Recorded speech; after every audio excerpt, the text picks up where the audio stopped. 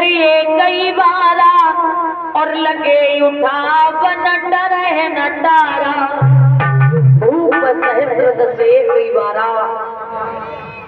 तुलसीदास जी ने लिखा कि एक ही बार 10,000 राजा उस धनुष को उठाने में लग गए। लेकिन ध्यान रखो 10,000 राजाओं के 20,000 तो हाथ हो गए और वो धनुष कितना बड़ा होगा। और कई 10,000 राजा उठा लेते तो सीता जी किन किन के गले में बरमाला डालते। तो भूप सहस्त्र दस एक कई बारा। सहस्त्राबाहु जो था एक राजा था, इसके अंदर 10,000 हाथियों का बल था। और बार कहते दिन से ऐसे राजा ने धनुष उठाया लेकिन फिर भी वो धनुष हिला भी नहीं। इधर महाराज जब ये जनक ने देखा तो विचार किया, मुझे लगता है कि अब इस धनुष को कोई नहीं तोड़ पाएगा। आंखों में आंसू आ गए, जवाब दिया रानी मुझे ऐसा लगता है कि अब संसार में कोई वीर नहीं रहा, पुरखों की वो तासीर नहीं रही जो इस धनुष को तोड़े और हमारी बेटी के साथ में विवाह करें। और रोकर के बोले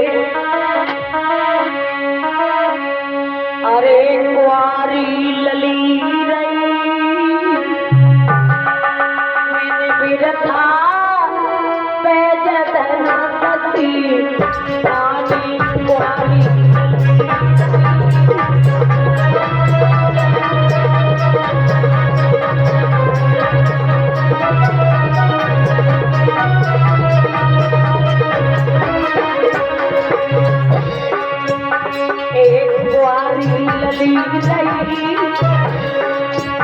मैंने बिरथा पैज धनसती रानी कुआरी।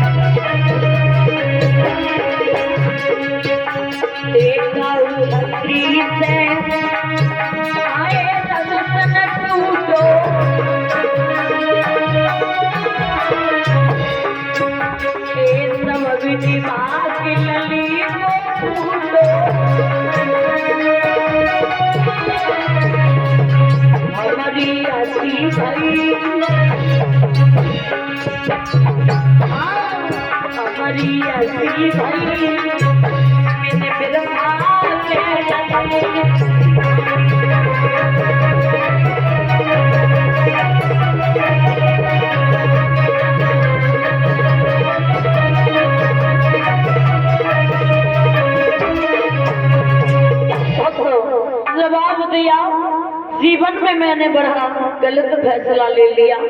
मुझे ऐसा लगता है इस धनुष को कोई भी नहीं तोड़ पाएगा, अब मेरी बेटी कुंवारी रह जाएगी।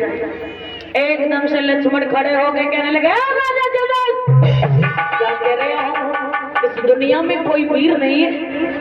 अरे ये धनुष धनुष धनुष धनुष तो बहुत छोटी चीज है, अगर हमें अपने गुरु की आज्ञा मिल जाए तो पूरे ब्रह्मांड को उठा करके गेंद की तरफ फेंक देगा। और जवाब दिया कि बोले युग इतना माघाती और उन पर की तासीर नहीं। और क्या कहा जनक फिर से बोलो दुनिया में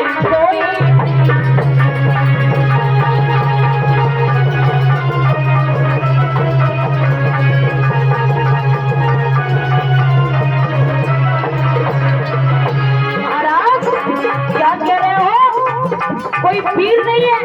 अरे इतनी बात कहने से पहले मेरे भैया की तरफ तो देख लिया होता।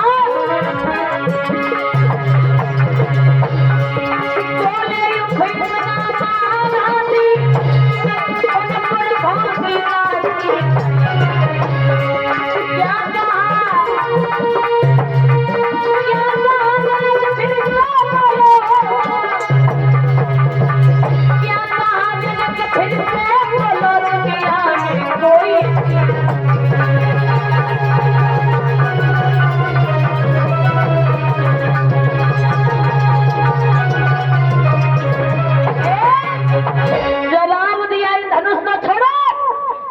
मुझे मेरे गुरु की आज्ञा मिल गई तो पूरे ब्रह्मांड को उठा करके कैद की तरह